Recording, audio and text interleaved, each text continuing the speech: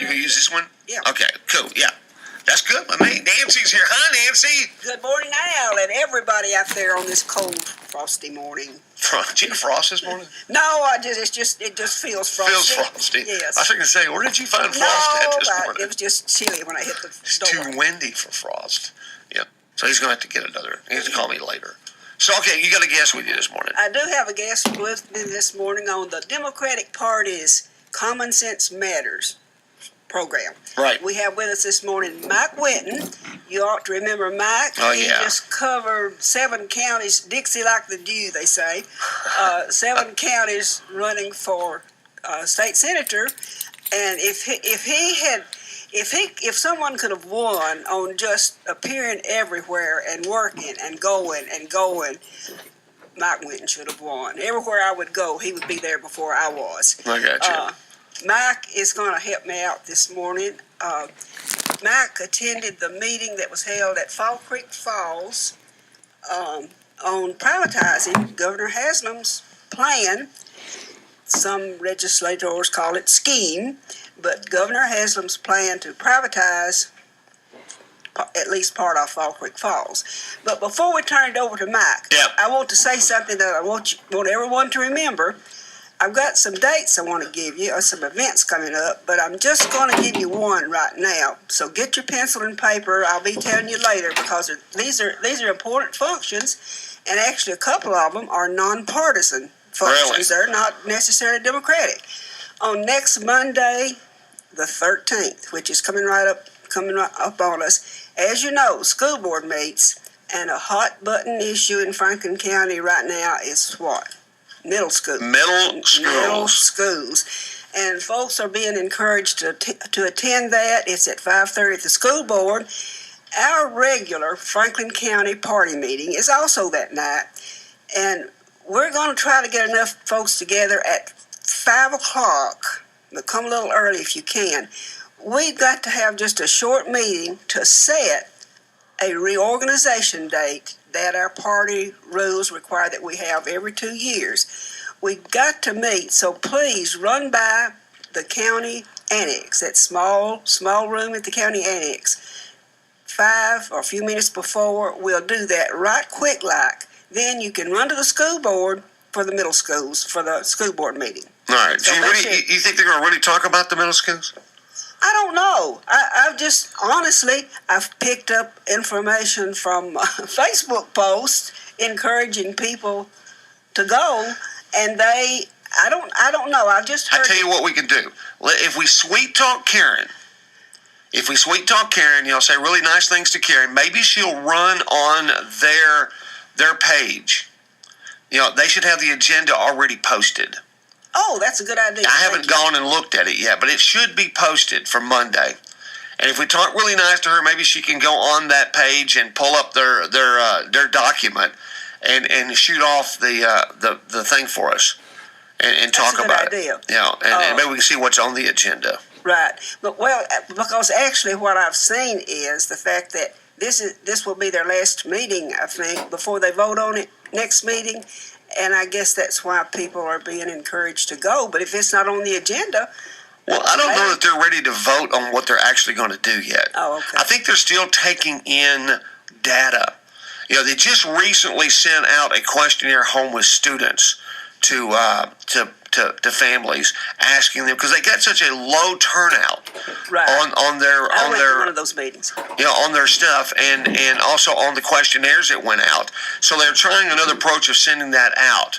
So if Karen would go on their document, she shook her head, she heard me, and try to pull that up. But I think they had such a low turnout from the parents that they've resent out a questionnaire home with students. Now, I know some parents are up in arms, feeling like that it's slanted towards building the one big school. The mega, right. And there's a lot of people that are against building a mega school. They just think it's really bad for our county, to have one big large school. I think the big issue is it economically more feasible to have one big school or to go in and try to fix up 2 schools that are almost 50 years old? Right. So to me, those are the big issues.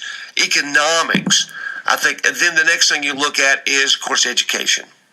Right. You know, I actually attended one of those meetings, the one at South, just down the road from me, and that meeting was there weren't many people there, but I think the one after that at North there were.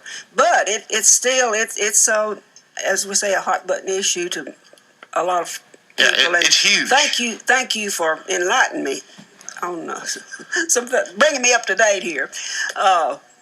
Okay, Karen's we'll bring that later when Karen gets it pulled up, and we'll go ahead and turn it over to Mike Winton, who attended that meeting on privatization, and tell us the pros and cons about privatization. Because I don't know how I feel about that. I'm kind of leery about turning it over to the private industry.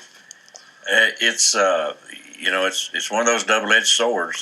There's always two sides to it. Right. I first was invited prior to the general election to Van Buren County for, I guess it was a local gathering of people that were concerned.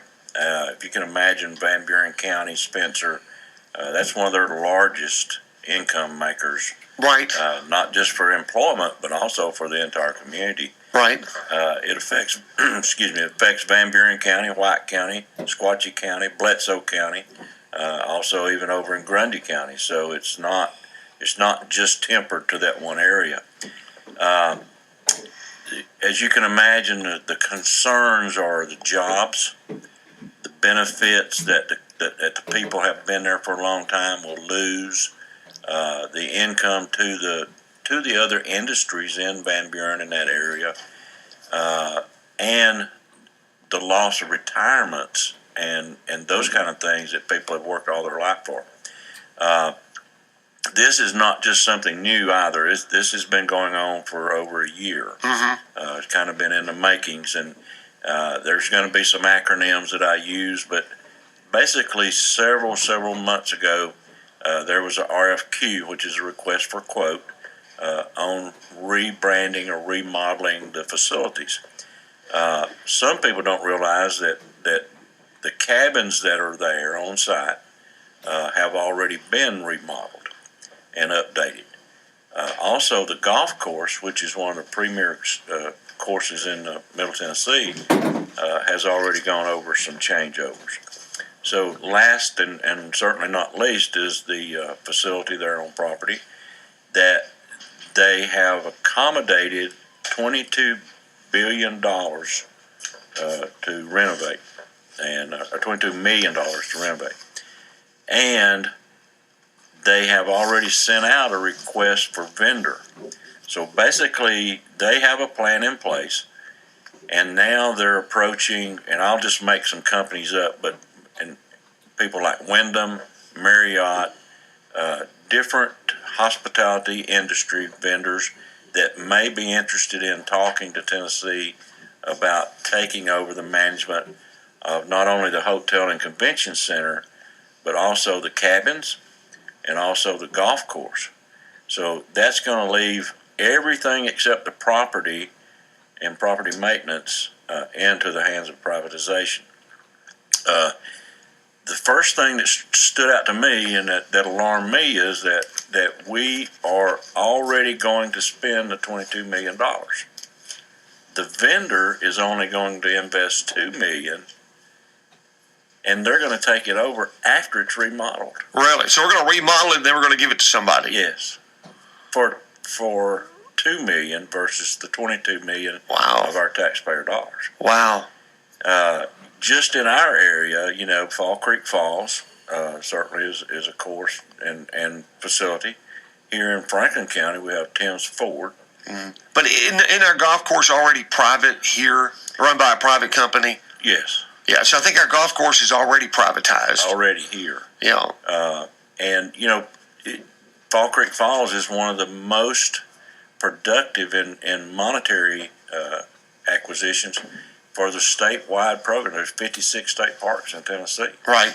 And, I don't understand why we just went through buying 500-something acres over in Grundy County to add a stone door when we're looking to privatize and spend $22 million to upgrade a facility to turn over to somebody else. Right.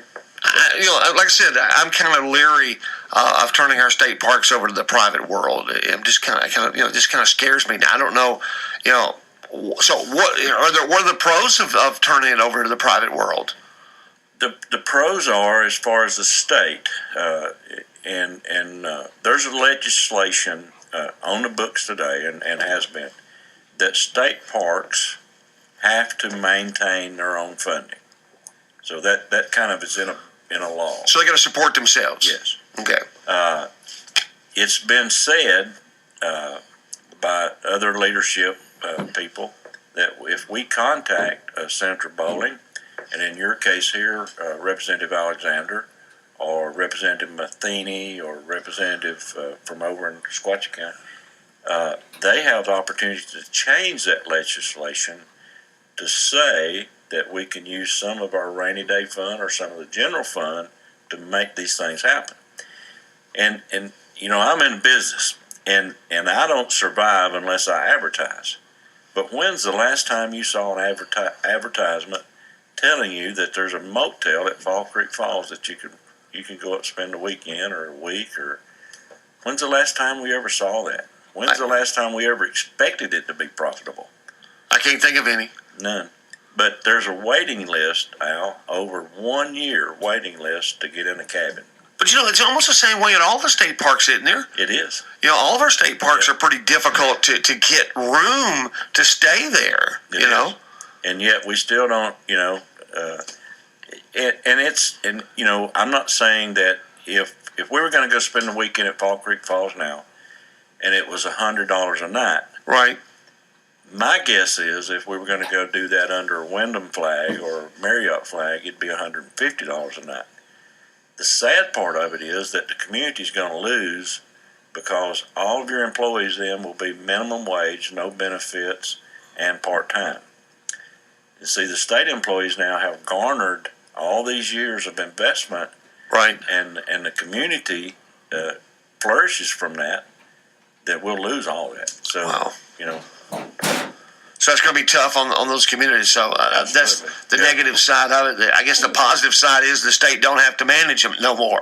That's a positive, I guess, out of it. So I don't know if that's any benefit to that or not. Well, TDEC, which is again an acronym with Tennessee Department of Environmental and Conservation, handles that through the rangers and people that are on site. If you go up there and just when I went to the meeting a few weeks ago, going to the front desk and the two young ladies there, one special needs person has a job working there. The other lady's been there 20 years. Wow. And such a joy. I'm telling you, they were just beaming. But I'd venture to say if they were working for a major company on minimum wage, they might be as happy. They probably won't be as happy to see me. Well, I also know that I know locally here that, our rangers have got, programs going on, and sometimes almost every weekend there's something going on. They got exciting things happening at our park, and it's on, our park is on the rise, and I'd hate to see these park rangers replaced with other people. You might not have as many creative ventures that are going on, all the wildlife that they have and they show off and everything, and all the picking and grinning we have in our state park, and and the hay rides and during the holiday season, and the Santa Claus and Miss Santa that comes, so I hate to see a lot of that stuff go away if we go to a private company. Yeah. Part of our correction facilities in the state have already privatized, and one of their deals is that they have to maintain capacity. Mm-hmm. And so, by wanting to maintain capacity, they're not going to want anybody to transition herself back into the community. If they got a good guy in there and he's well behaved, they want to keep him. I got you. So, all right. Good morning. Good morning. I'm a state park advocate, and I agree that anytime there's a major change, it needs to be looked at. But I suppose that Mr. Winton has confirmed that all the jobs, if it goes private, will be minimum wage. That's what he stated. So, okay, so what you're saying is will these people actually, will their jobs actually go away? Will they become part-time? Will their jobs actually become minimum wage jobs? He's wanting to know if you got any of that confirmed or if it's just what somebody said. Well, most of the state park employees now they're going to be like a 2-year transition, okay? So those people aren't going to be able to sit on unemployment or whatever. So they're going to actually try to relocate some of those people. So you're saying that automatically, if they privatize these people that are working there, automatically going to lose their jobs? Well, the rebranding process of the hotel, if you can imagine, they're going to have to shut down for the transition for repair, okay? So they're going to be out of a job during this time, is what you're saying? Yes. Unless we can convince them to do this in a stage where, let's say, for instance, I travel quite a bit, and I was just in a Quality, which is a Choice hotel. Right. Well, they're doing sections of that hotel to do a remodel. Right. But this facility is probably 60 years old or older than Fall Creek Falls. So, okay, is all this come out as a fact? It's definitely going to, if they privatize it, will happen this way. That's what most of the employees that I spoke to at Fall Creek Falls feel like will happen. They feel like it's going to happen, but it's not actually been put down on paper. As far as the minimum wage opportunities from a big vendor. Okay, so they're saying that these jobs will become minimum wage jobs. Yes. That's what they've been told. Yes, and all the you can imagine the number of part-time people that work in this facility, and they choose to do that because they may be a stay-at-home mom or have a farm. Those people are not going to get any incentives to do anything else. All right. So this is what he's saying. So I don't know. Well, I just think he needs to tell the whole story and tell what he actually knows and what he's suspecting. And, some of that may be true, but he made the statement that all these are going to be minimum wage jobs. I don't know many people who work for Marriott and some of those big companies that are working at minimum wage, but I just think it needs to be a fair assessment and tell the whole story. Thanks. All right, thanks. And maybe it's something we can look into more and find out more about it as time goes on. Can I make one observation? You can make whatever you want to make. Okay, while we're talking about privatization, generally speaking, we're better off in doing what the law contemplates, and that is our state facilities operated by the state. You stand a better chance of having employees that care, as you say. Mm-hmm. There is accountability, state accountability somewhere along the line there. If we go private, just as I think of the school bus incident in Chattanooga, it was mentioned that why was a guy like that with that record driving that school bus? Someone else mentioned those jobs are contracted out. The school board or the county or the city, whichever one the school bus, had no control over it. So the state, we lose control of the accountability and actually taking care of people. And private companies, now let's face it, their allegiance is to their stockholders and their stockholders. They pay CEOs big money. They just do that. That's where their concern is going to be, the private companies, as opposed to the government-run operations, because you just have better and more accountability. You've got somebody out there somewhere that's an elected official that's accountable to the people. So I would, unless there's compelling reasons otherwise, I just don't really like privatization. And just in respect to the caller, and I appreciate the calling in, all the information I have came from a meeting of employees from the state park. Okay. There's no way I could tell you that all are going to be minimum wage because we don't know who the vendor would be. Right. I mean, if I could contact Marriott and they're the vendor, then I could find out that information. But these are speculations and these are concerns of the citizens that are directly going to be impacted by privatization. All right. So, make that clear. If we have any idea when a decision is going to be made on this? The request for vendor is out there floating right now. The decision to remodel, the funding has already been done. Okay. So we're going to remodel no matter what. It appears that way. Now, again, all the information I have for you today, Al, came from the employees and staff at Fall Creek Falls, where I met with these people, along with Representative Clemens and Senator Harris. when we look at this, according to TDEC, which was present that day, and the people ask, is this a done deal? The only response they got is, as of right now, we don't have a vendor in place. Okay. That's the only response they were given. So, do we have any idea who makes the final decision on putting this into place? I'm assuming that the committee with TDEC and Governor Haslam's office. All right. So, maybe this is something I'll bring up with David tomorrow. That's a good. Oh, that's a good idea. Yeah. Yes. Now, I will say, Senator Bowling and I both were in the first meeting at Van Buren County. And it's not relevant at all, but Senator Bowling, as an elected official, was on the agenda.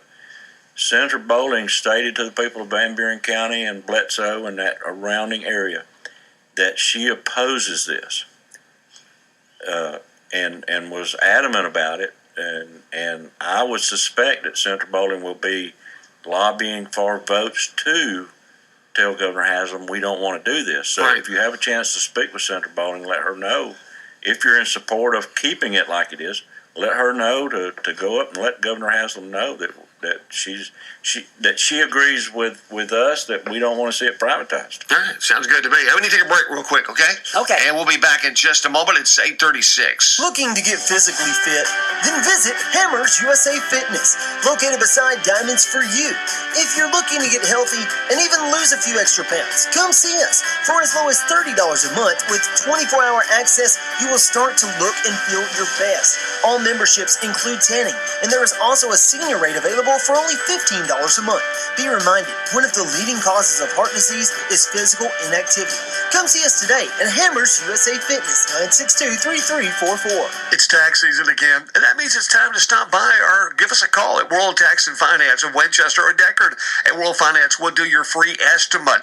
We'll do your taxes, tell you what you owe or your refund's going to be, and your fee. And then you can decide whether or not you want to use this or not. No appointments are necessary. Ask if you qualify for 0% interest tax-free loan up to $1,500. That's all at World Finance, located next to Sherman-Williams at 962-9010 or 1940 Deckard Boulevard at 967-7771. It's tax season. Hi, I'm Abby.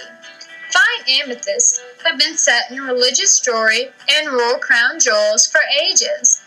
It was once considered equal in value to ruby, emerald, and sapphire. If this is your birthstone, you will find a fabulous collection here at Diamonds for You in Deckard.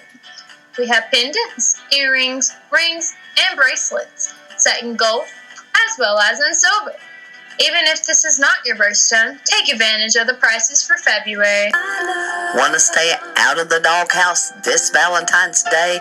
Well, visit Custom Designs Florist in their new location at 828 Dinosaur Boulevard, 962-0024. They've got all types of beautiful, fresh products. Red roses, pink roses, yellow, orange, purple, and white. Let Custom Designs in their new location help you to stay out of the doghouse. Hey guys, my name is Jessie Allen. I won the 50 Shades Darker promotion on WCDT. And let me just tell you, they're definitely not your granddaddy's radio station anymore. 8:38 and Common Sense That Matters is on the eye with Nancy. And how you doing? Thank you. You just heard from Mike Winton. We had a good conversation and appreciate Representative Alexander calling in. That wasn't him. Now, I thought that was David No, Alexander. it was not. He said David, didn't he? I don't think so. Oh, okay. But no, that was not. That was not David Alexander. Oh, okay. I promise you. You promise. I Okay. promise you. That was not. Okay. I had the impression it was. No, it was not. Okay. Moving on. On February the 13th, next Monday, let's get back to that just a moment. We want everyone, our Franklin County Democratic Party is having a short meeting at 5 o'clock at the annex in the small conference room. All of you come if you possibly can, and because we've got to set a date for our reorganization, which we're going to suggest April the 1st, Saturday, April 1st. We have to do this. Also, the school board meeting is that same night at 5:30, and we just looked at at the Agenda. agenda, and David Stewart is on the agenda along with other matters. Right. To ask to speak. And we're guessing what he's going to talk about. Right. Because that's kind of what's on his mind right now. But we won't, if you want to attend the school board meeting, we purposely rescheduled our meeting to start at 5, so we can do that right quick, so you can run to the school board meeting and hear whatever is going to be going on there. And I want to tell you about another event on February the 23rd. At the school board, there'll be a retirement reception for Betty Fraley, who's retiring after she taught school for 37 years, I believe, then taught GED for around 10 years. So she's retiring from her GED, Adult Basic Education job. And Tennessee Workforce Adult Education Division is having a retirement reception for her on February 23rd from 4 to 7. They're at the school board. Right. And so, be sure and go to that. She told me she was going to be highly upset that if a lot of her students didn't come in and tell her goodbye. Oh, and that's what she told me. Right? Yeah. She told me that. And I tell you, Betty Fraley is she's one of these just remarkable people. She's going strong. She's a pistol. She is. She's something else. Sharp as a tack, and I don't see how she gets done what she does. And another nonpartisan event is on February the 28th. The Franklin County Democratic Party is sponsoring this, but this is a nonpartisan event on February 28th at 6 p.m.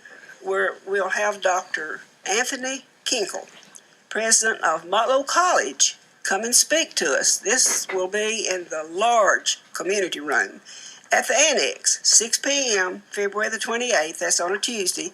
We're going to bring soups and chili and sandwiches and eat first, and then Dr. Kinkle will speak, and we think he'll speak on Tennessee Promise and the Governor Haslam's new Tennessee Reconnect. Right. That will enable adults to go back to college free, and that's a pretty big thing. It is a big thing. And he will speak. Dr. Kinkle is an excellent speaker, very personable, and you'll enjoy hearing Dr. Kinkle. And this is a nonpartisan. Everybody is invited.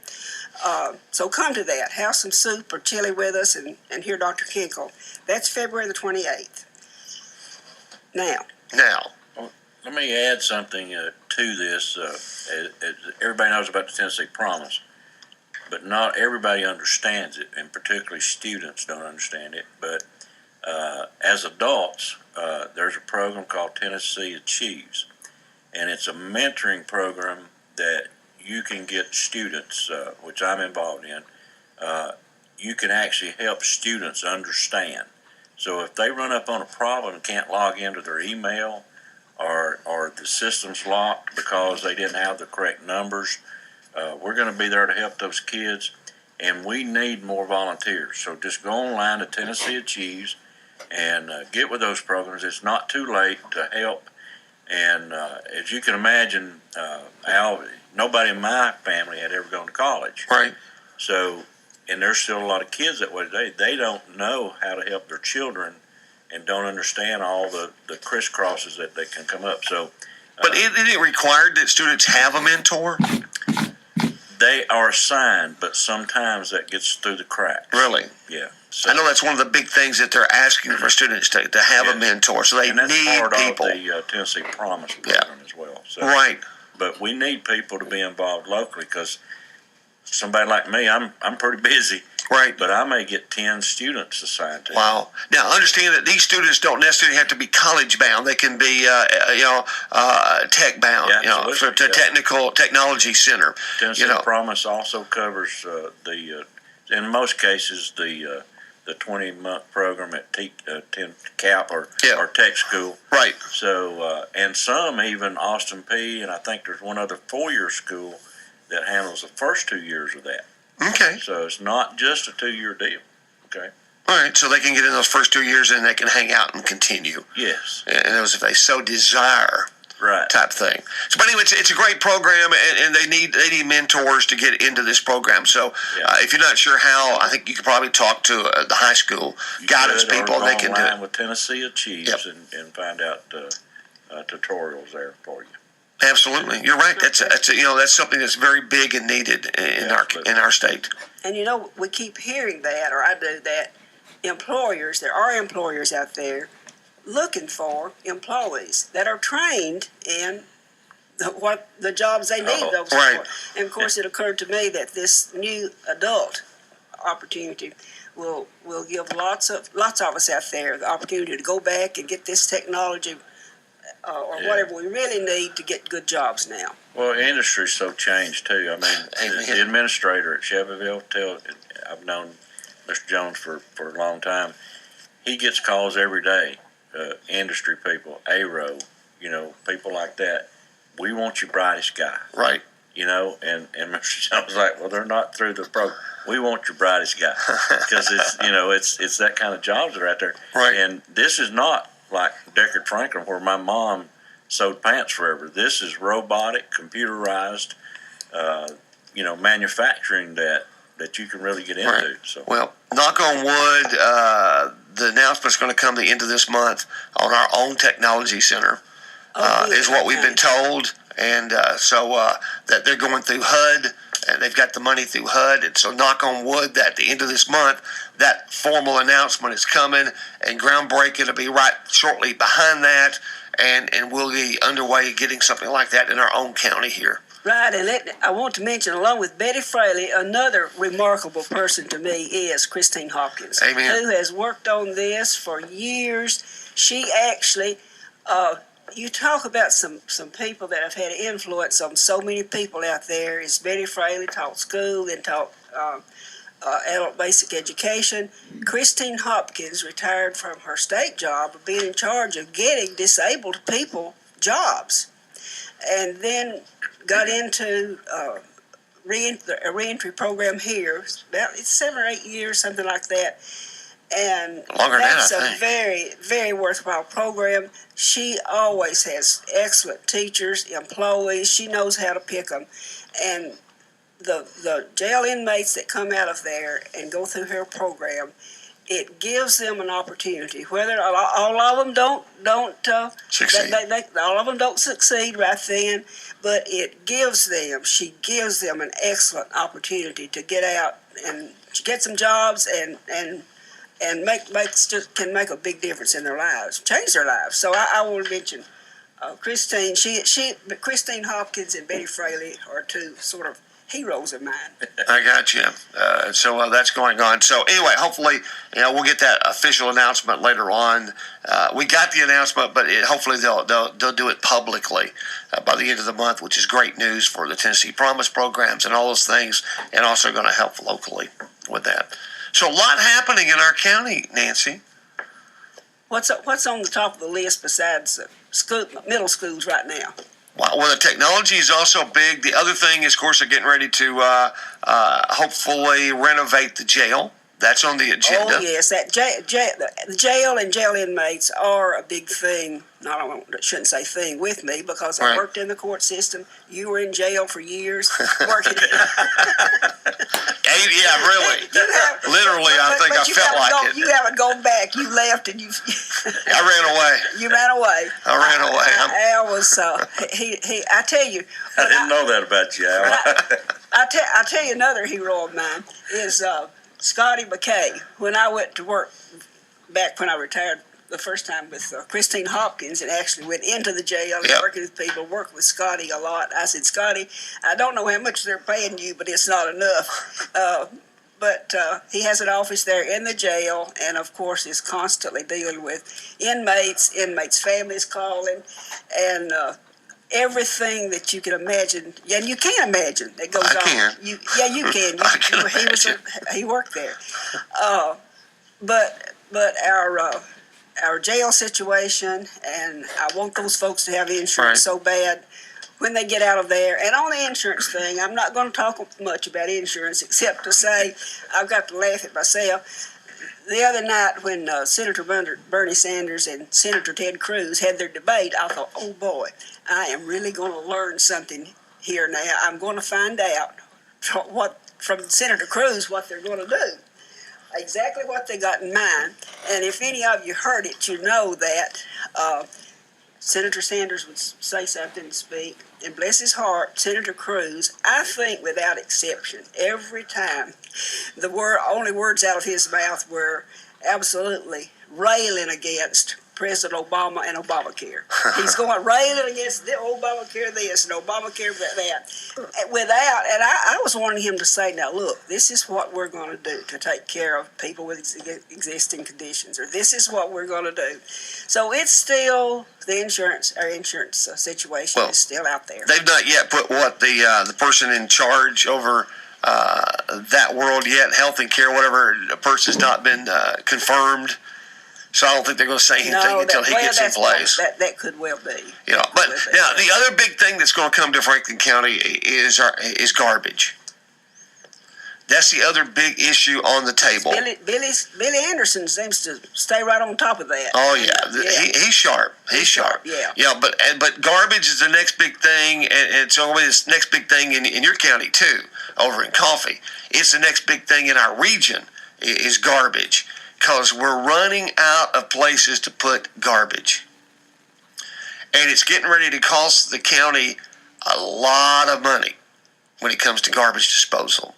We could be paying as much as $1 million a year to dispose of our garbage. So there's some plans on the table. Right. And one thing I've heard talked about, and I try to do it, is recycle. Because that not only they get some money out of that recycled stuff, but you don't have near as much garbage. If any of you out there are not recycling, you need to do it for more reason than one. You'll find that you won't have these big sacks of cardboard and plastics. So recycle, that'll help. I had that number in front of me at one point. They came in and did a study. The state, I think it was the state that came in and did a study. They went through our trash containers where we're dropping off our trash. They went through them and discovered how many thousands of dollars were going into those that could be in their recycle world. Yeah. I'm sure in that's Van Buren County, just one of the smallest counties in our state Senate district, has a tremendous consolidation program up there. And it's just been phenomenal how much money they've been able to acquisition for that program. Yep. So that's going to be the other third big topic that's going to be coming up for discussion in our county. So there you go. That's a big one. That's what I know. Right. That's all I know. Well, it's good. I'm always thankful when you have folks like Billy Anderson. He just seems to really be on top of it and doing everything he can, doing it right. So I'm always thankful for our county officials. We got some good ones. We've got some top-notch. All of our county officials that I know of are top-notch. And Billy Anderson is, he's not an elected official. He's an employee. He's appointed. But that was a good, good call. They've increased. He now has a plate that's been subdivided. Yeah, I don't know if you know that or not. But he has this big plate. It started off with just solid waste. Okay, then they went in and put this little section in this plate, and they added the farmer's pavilion to it. So he is now looking after the farmer's pavilion. Okay, then they went and subdivided it again, and he is now going to oversee the beach. Wow. And then he's got another little sliver over here where he's got the farmer's market on the boulevard. He's helping put the bathrooms in down there and do a little bit of stuff down there too. So they've subdivided his plate up, and so he's got a lot on his plate right now. But he's capable of doing this stuff, and he's going to help out a lot in all of those places. And going to be because you already see the difference. He's already started putting the bathrooms in that should have been done 2 years ago, and they've started that. So they should be up this year. They're going to put in new fencing and stuff. They're going to clean up the beach. They're getting ready to do that. And he's going to be able to go in and remove all that dirt that's been in the floor at the farmer's market. I mean, at the pavilion. that we need to get rid of, and they're going to use it in the landfill. Oh, that's great. So they're going to dig it. They're going to start digging it out, taking it to the landfill, and using it there at the landfill. So he's going to get the dirt out of there. His people are going to do that, so we don't have to contract it out to do it. So his crew will roll in there with that big front ender they got, start scooping out dirt, and they'll get that into shape. So it's been a blessing, I think, seeing him take over some of these programs. Yes. It's encouraging. I've tried to sort of follow what he's done, and it's been great. He might be up for County Employee of the Year. I don't know. I don't think they do that award, but no. He might be up for that. I don't know. All right, it's 8:54. I need to take one more little quick break, and we'll be right back.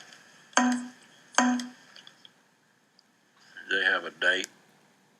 There's no place like home to provide a healing, relaxing environment when recovering from an illness, injury, or surgical procedure. It's the place where family, friends, and familiar surroundings make patients feel more comfortable and recover faster. Let Ametis Home Health bring their quality home care services right to your door. With more than 2 decades of experience in the healthcare industry, Ametis nurses, therapists, social workers, and home health aides understand the importance of delivering high-quality service to their patients in their homes.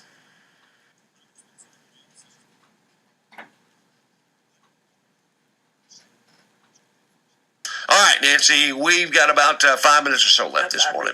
Okay, it just occurred to me, we're talking about good things. I like to talk about positive, good things that are happening. And I mentioned Betty Fraley and Christine Hopkins, and it occurred to me also to mention our drug court in Franklin County, Tabitha Curtis, what she does. Again, we know our drug addiction problem in Franklin County is bad. I read where West Virginia, I think the state of West Virginia is the worst one.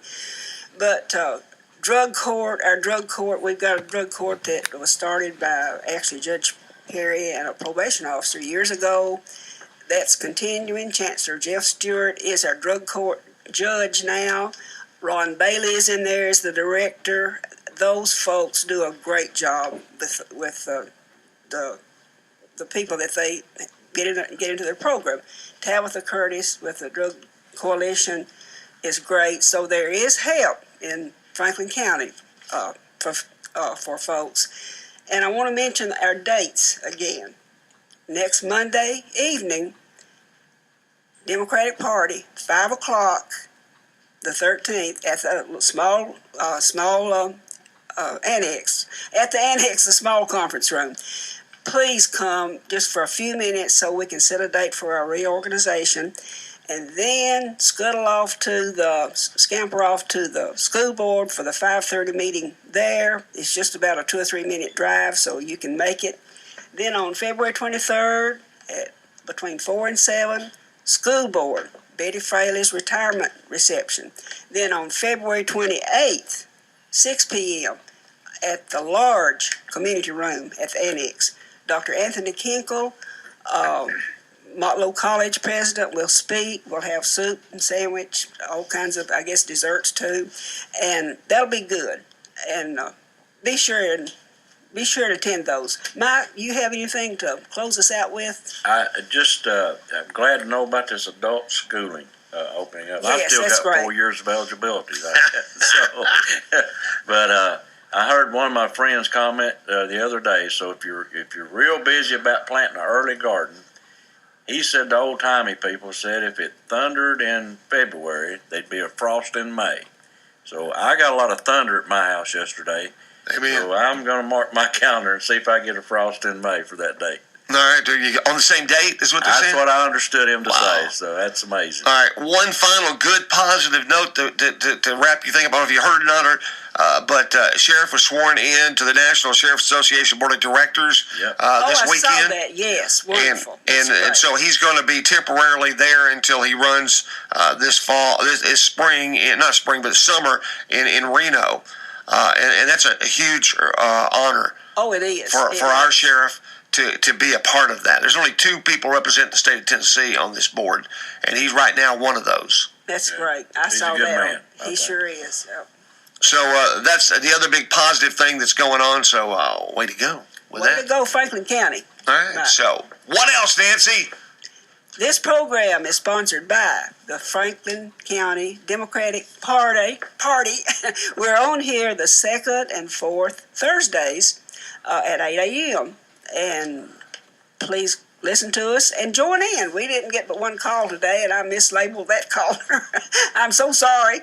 But anyway, we'll see you next time.